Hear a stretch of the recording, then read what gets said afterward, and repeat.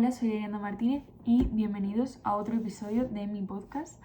Hoy vamos a hablar de la censura y vamos a viajar en la historia para ir explicando poco a poco cómo fue surgiendo esto y a reflexionar un poco del tema.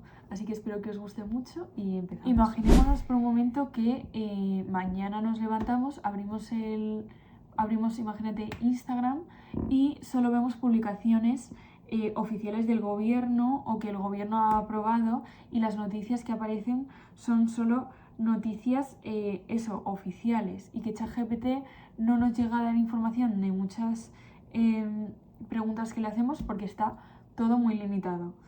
Pues a mí, por ejemplo, me daría un poco de miedo, ¿no? Ver que todo está tan controlado por el gobierno o por quién sabe qué. Pero aunque parezca esto algo muy extraño y muy, no sé, como sacado de un capítulo de Black Mirror, esto hace unos años en la historia era completamente normal. Y hoy vamos a hablar precisamente de esto, de Esparta, de Atenas, de Roma y la Edad Media, y cómo la censura ya existía en esta época y cómo ha ido evolucionando poco a poco. Primero vamos a hablar de qué es realmente la censura, porque nosotros nos imaginamos censura en libros prohibidos o películas prohibidas que no dejan que se estrene, por ejemplo, pero la censura es algo como mucho más sencillo. Consiste en decidir qué información puede conocer la sociedad y qué información no la puede conocer. Es decir, que alguien elige por ti qué es lo que puedes ver, qué es lo que puedes escuchar o qué decir incluso. Y eso lleva ocurriendo desde hace 2000 años o más de 2000 años. Vamos a empezar con Esparta, porque pensar era algo muy peligroso en esta época. Era una época pues muy de batallas, de guerra y de bastante poca libertad. Los espartanos tenían una obsesión por conseguir crear soldados perfectos. Y para conseguirlo pensaban que era demasiado peligroso que ellos tuviesen acceso a leer filosofía, por ejemplo, o aprender de retórica. ¿Y por qué? Porque, como hemos dicho ya en otros capítulos de este podcast, enseñar a pensar podía hacer que ellos empezaran a rebelar y a no acatar o a obedecer las órdenes que les daban. Y con esto se creó una sociedad completamente militar, y esto era una amenaza para esta sociedad que estaba estructurada así. En Esparta se restringía todo y se prohibía enseñar, pues eso, lo que hemos dicho antes, filosofía y retórica, acceder a libros, acceder a escribir, porque se consideraba que efectivamente fomentaba el pensamiento crítico y era como peligroso para el orden establecido. Básicamente, a la gente que tenía el poder no le convenía que otra gente tuviese acceso al conocimiento, porque el conocimiento es poder. Así que preferían mantenerlos aislados de todo conocimiento y que fuesen obedientes. Hoy en día también, aunque lo veamos algo muy de la Edad Media, algo muy antiguo, algo muy obsoleto, pero eso pasa hoy en día también. La gente que tiene menos conocimiento es más manipulable. Ahora vamos a hablar sobre Atenas, que había más libertad pero con ciertos límites, ¿no? Atenas siempre hemos dicho que es como la cuna de la democracia, ¿no? Pero, a pesar de que esto es verdad, tampoco es como que se pudiese decir cualquier cosa. Había unas normas y no se podía hablar mal, por ejemplo, de personas vivas ni de personas muertas. No se podía hablar mal de nadie. Y había también mucha censura religiosa, que esto vemos que vuelve a aparecer, ¿no? Aquí, como hablamos anteriormente. Si alguien explicaba el mundo sin hablar sobre dioses ni nada de eso, se le censuraba. Es muy curioso porque al ser como una sociedad democrática, piensas, esto no va muy acorde, ¿no?, a eso. Pues sí, esto lo hacían también con la religión, así que, bueno, es algo un poco extraño. Había que planteárselo un poco mejor. Y ahora vamos a hablar de Roma, que esto es, aquí nos enfocamos más en la propaganda, y fue algo totalmente diferente. Poco a poco, a pesar de que había bastante libertad, también fueron apareciendo restricciones, y especialmente contra los libelos, que eran como escritos ofensivos o difamatorios contra otras personas. Algo parecido también a los mensajes de odio que vemos hoy por redes sociales, que cualquiera puede comentarle cualquier cosa a otra persona, pues era igual, pero con los libelos. Dependiendo del emperador, esta censura era más dura o más flexible, cosa que es totalmente lógica, y algunos se tomaban mejor las críticas y otros simplemente preferían silenciarlas y ya está. Y es algo que vemos muy lejano, pero no es tan distinto en otros países. Tenemos la suerte de que estamos en España y no es algo tan común y que vemos como algo muy obsoleto, ¿no? Pero en otros países sigue pasando esto y es importante conocer eso también.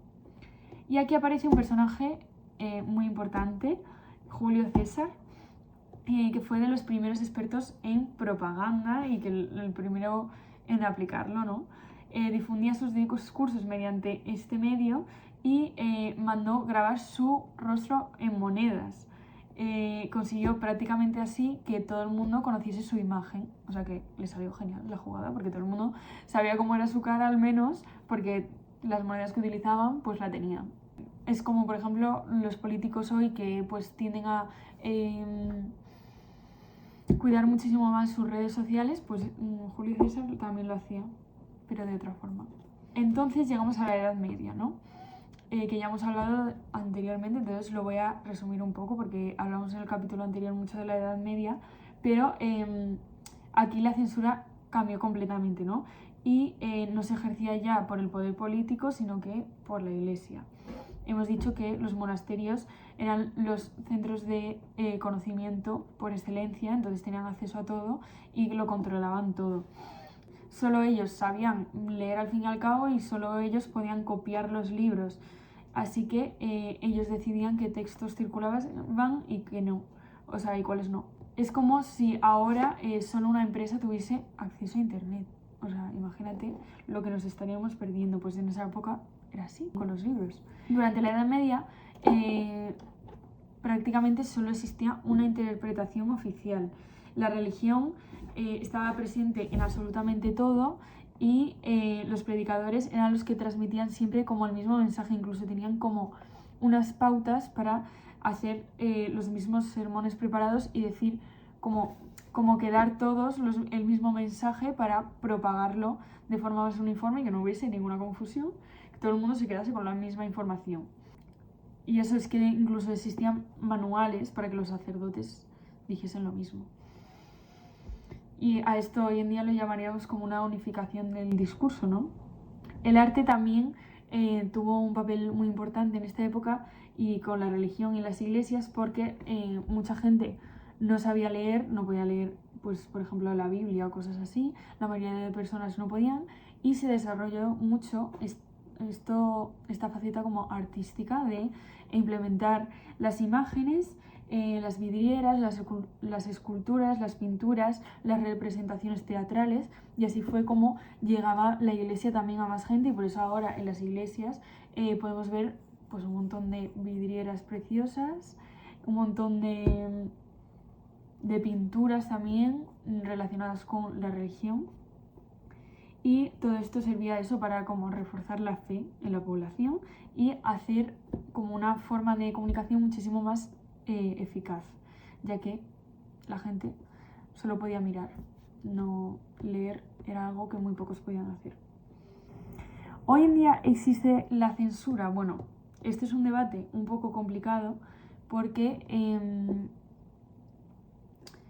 no es, o sea, para mí no es una respuesta que se pueda responder como de forma sencilla, porque existen como muchos límites legales que yo creo que son necesarios, ¿no? Que limitan que prohíben las amenazas, la difamación o discursos que sean ilícitos, y esto me parece importante. Y aparecen también como nuevos debates sobre las redes sociales, si deberían como eliminar publicaciones o no, o se debería delimitar más lo que se publica o lo que se puede comentar, lo que se puede escribir. Y también los algoritmos, aunque pensemos que puede ser algo inofensivo o aleatorio, los algoritmos también limitan mucho, deciden qué vídeos puedes ver antes y qué vídeos puedes ver después. Y esto también influye a la forma en la que nosotros accedemos a la información. Entonces, ¿esto es una limitación, una censura de la información que recibimos? ¿La moderación de contenidos se puede llamar censura? ¿No? Es un debate como importante. Otras veces también como entran en juego decisiones como más comerciales. Y sí que es verdad que aunque pensemos, aunque vivamos como en una burbuja, gracias a que pues vivimos, yo por ejemplo, pues estamos en España, ¿no? Pues pensamos muchas veces que la censura ya no existe, pero en otros países sigue siendo, o sea, siguen permitiendo la censura gubernamental directa. Y este debate como que sigue estando abierto porque hay muchos países que no tienen las mismas libertades frente a la comunicación que nosotros. Y creo que es importante también conocer eso. Y otro debate también importante y actual es la inteligencia artificial y qué limitaciones tiene, qué información nos llega, o sea, cómo se filtra esa información que nos da la inteligencia artificial, qué decide mostrar y qué no, cómo controla qué es falso y qué no, dónde, o sea, también sobre todo, dónde se dibuja la línea de la diferencia que hay entre la moderación responsable y lo que es la censura. Son preguntas como muy curiosas y que pues estamos todavía intentando responder porque cada vez aparecen cosas más nuevas y creo que todavía no tenemos respuesta a todo, y mucho menos yo. Podemos hacer reflexiones y debates sobre esto, pero creo que tener una respuesta determinada es muy complicado. Pero la historia sí que nos da una gran lección que se puede aplicar a la actualidad, que es que la información es poder y quien controla la información al final es quien tiene más poder, y que tenemos la obligación de estar informados para que, creo que es como algo muy importante para que no puedan hacer con nosotros lo que quieran, que no nos puedan manipular y que no puedan controlarnos de la forma que quieran, y que podamos decidir nosotros en qué creer y en qué no creer, que podamos contrastar lo que nos dicen, que podamos reflexionar, que podamos debatir. Y la pregunta sigue siendo la misma: ¿quién decide la información que puede conocer la sociedad hoy en día? La próxima vez que escuchéis algún debate sobre la censura, espero que también reflexionéis sobre la antigua Grecia, que nos lleva acompañando este tema desde entonces, y que hoy ha cambiado muchísimo con las herramientas que tenemos de tecnología y todo, pero siempre ha existido la lucha entre estas dos ideas, a pesar de que nos encontremos en contextos muy diferentes. La idea de el deseo de controlar la información y el deseo también de conocerla libremente. Y espero que os haya gustado, que hayáis aprendido y reflexionado sobre este tema, y nos vemos en el próximo episodio de este podcast. Adiós.